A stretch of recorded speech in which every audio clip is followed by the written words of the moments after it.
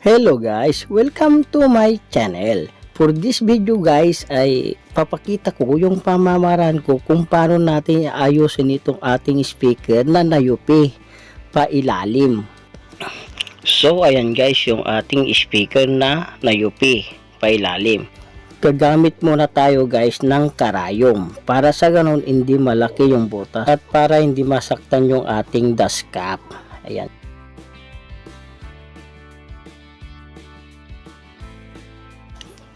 Bali, tutukusukin lang natin sa gitna guys. Ayan. At kung natusok na natin ito guys, ay pwede na natin itong hilahin papunta sa atin. Para unti-unti natin maibalik sa dating ayos ng ating dust cap. So ayan guys, hinihila ko lang siya unti-unti. Tiyagaan lang guys yung ating panghila para sa ganun ay hindi masaktan yung ating dust cap. Yan guys.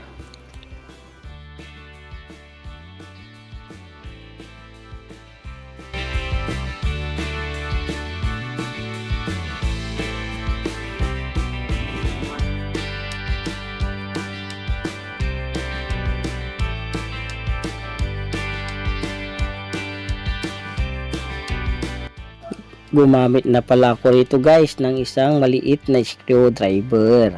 Bali, unang ginamit ko guys ay karayom.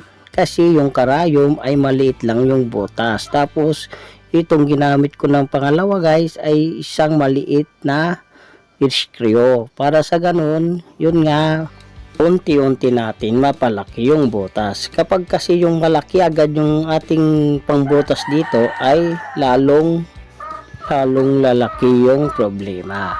Kaya mas maganda ay unti-unti natin bubutasan ng maliit tapos hanggang sa malaki. Para sa ganun ay hindi masaktan itong ating dust cap. So yan guys.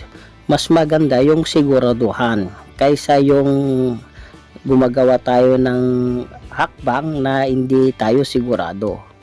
Kaya mas maganda yung maliit hanggang sa palaki. So yan na guys yung ating dust cap, bumalik na sa dati. So ngayon ang problema natin ay yung butas. So gagamit tayo ng pangtapal na ito, rugby. Kaya lang yung ating rugby ay matigas na. Pero okay lang yan. Basta ang importante ay makuan natin itong butas, matakpan natin para sa ganun ay hindi pasukin ng alikabok siyang sisira sa ating bush coil. So lahat ng mga butas dito guys ay atin nang tatakpan para sa ganun makasiguro tayo na hindi pasukin ito ng alikabok. Once na pinasok ito kasi ng alikabok yung ating bush coil ay tiyak na wala na. Masisira na yung bush coil at hindi na tutunog o garalgan na yung tunog ng ating speaker. So ayun guys. Bali lang natin yung pagkalagay ng ating rugby. Bali ayusin lang natin. Para sa ganun ay may shield talaga para sure na maganda yung kakalabasan nitong ating ginagawa. Siya nga pala guys, kung bago ka lang sa aking channel or napadaan lang, baka pwede paki-like itong video kung nagustuhan ninyo or nagustuhan mo. And baka pwede paki-hit naman yung subscribe button at paki-bating-ting na rin yung kampana para sa ganun sa next nating video ay updated ka. Salamat! So malapit na tayong matapos guys. Ayusin lang natin yung pagkalagay ng rugby para shield na shield siya. Yan guys.